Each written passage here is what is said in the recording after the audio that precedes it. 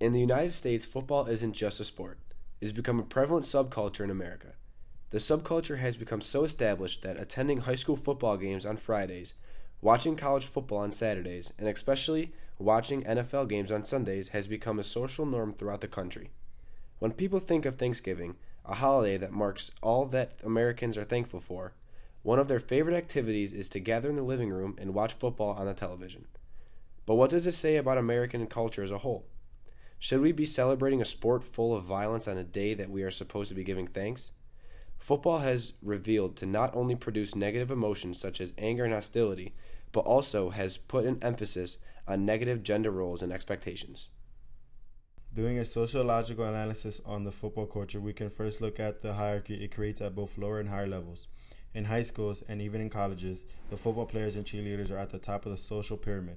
The cheerleaders are almost always girls, and the football players are almost always males. Being a football player highlights these players' masculinity and power, while being a cheerleader highlights the girls' physical beauty, and they are essentially serving the males. Both positions therefore revolve around negative gender roles and expectations. When we look at the NFL, many of these same characteristics exist, but on a higher level.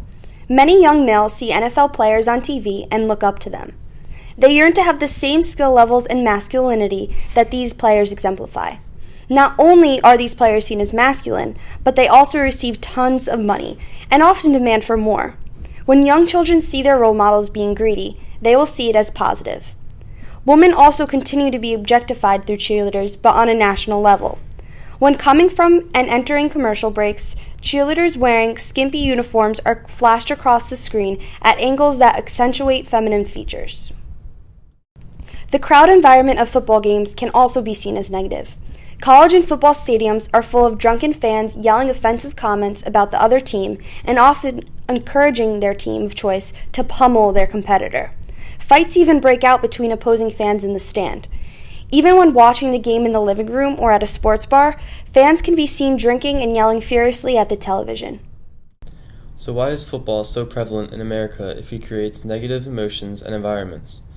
Many things that are said or done at football games wouldn't be seen as moral or fit in America's cultural norms if they were done off the field or outside of a stadium.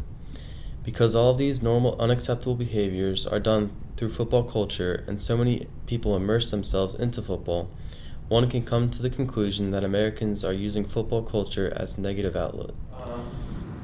Tell us a little bit how football helps you guys get your emotions out, whether it's physical, anger, anything you guys, does it help you guys get away from what else is going on? Yeah. Why do you guys like football so much? Well, if you're having a bad day or something in class, or you're annoyed about something, you can take it out on the football field. That helps you get rid of those emotions for a couple hours. You just feel better about yourself a little bit afterwards. Yeah, it definitely helps going on. Just giving all that anger just out on someone else, going to hit them. Although some may see football as a negative outlet, others may say that football is more of a reflection of the dark truth of America. Violence and rivalry, two negative aspects of football, are also negative aspects of American culture that are often covered up. Cutthroat businesses that rise above others rarely worry about who they knock down in the process and try to make their harsh actions seem like friendly competition. Also, there is an emphasis on money, sex, alcohol, and drugs in the American culture, especially for the millennial generation. These three aspects are likewise highly connected to the football culture as explained previously. Football's uniqueness derives from its required combination of beautiful athleticism and dangerous violence.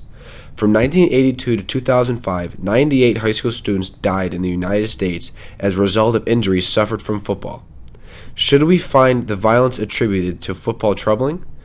Does violence in football cause more violence in society? There is no way of knowing for sure unless we get rid of football altogether and then evaluate the results. Football challenges the violence principle, which states that if a person intentionally causes violent harm to a person, knowing that it is not necessary to the accomplishment of a greater good, then this person has done something morally wrong. The violence in football is not always a bad thing, but when football players intentionally cause violent harm to players on the opposite team, knowing that it is not necessary to achieve a greater good, what they do is morally incorrect. For example, Chad Clifton was leveled by Warren Sapp and spent 4 days in the hospital with a bruised pelvis, sprained back, and internal bleeding.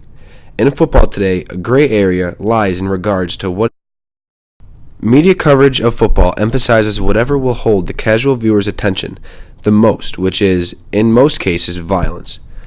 An example is Monday Night Football's halftime segment entitled Jacked Up, which highlights the week's biggest and most violent hits throughout the NFL. Michael W. Austin, who is an author, believes that most people are more than just pure football fans. Pure football fans are interested solely in the skill that is required to play the game, while fans of violence in football hope for plays to be as physical as possible. In sports, the competition level rises along with the emphasis to win. The winners of the games are rewarded with relations and popularity, which sparks the players to compete at an aggressive high level.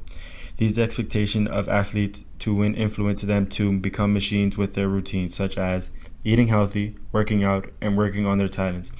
In some cases, the expectation is too high to handle for athletes and even coaches. Throughout sports, and more specifically football, cheating is a very prominent practice. Cheating is generally defined as intentionally bending or breaking the rules of the game. Some major examples of cheating in football is using performance-enhancing drugs, illegally paying recruits to your college, and tampering with other teams' plays or players. Cheating is definitely frowned upon by the mass of the sports community, but there are expectations, and some think that it is acceptable if they are the team person that commits the act. This feeds into the player's mindset of doing whatever it takes to win. Boasting and flashy play is a massive part of the attitude and overall demeanor of football and winning. A momentum-turning play in football is a touchdown, and when the receiver or running back scores, the crowd goes insane. Everyone in the crowd is cheering for that one person, and he knows it. This ultimately makes players self-centered and egotistical. They are more concerned about the newest touchdown dance than rather the actual game at hand. Egotism, cheating, sexism, greed, violence, rage. They're all words that are huge pieces of football culture. The question is, are they norms in the American culture as a whole as well?